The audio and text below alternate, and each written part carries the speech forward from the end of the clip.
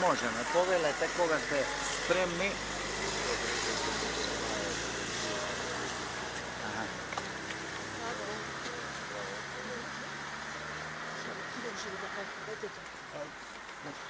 Почитувани, добро вечер. Благодарам за присуството. Сакам да известам македонската јавност за тоа дека се соочуваме со големи обструкции од страна на градоначалник и администрацијата на град Скопје при носењето и извршувањето на одлуки.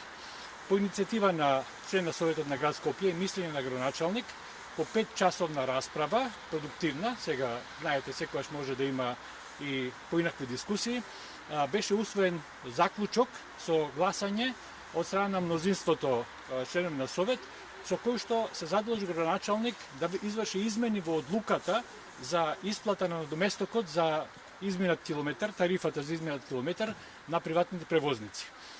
Факт е дека во меѓувреме од 2017 година многу работи се променети и нивните барања се секако оправдани.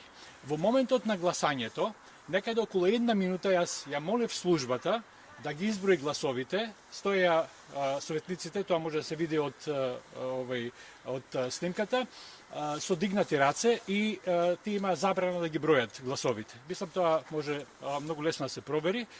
Не остана ништо друго, туку јас самиот да избројам. Во меѓувреме, советниците од СДСМ кажа дека нема да прават кворум, ќе го расторат кворумот, не успеа во тоа, може и тоа да се провери, да се изброи, така што донесена е одлуката.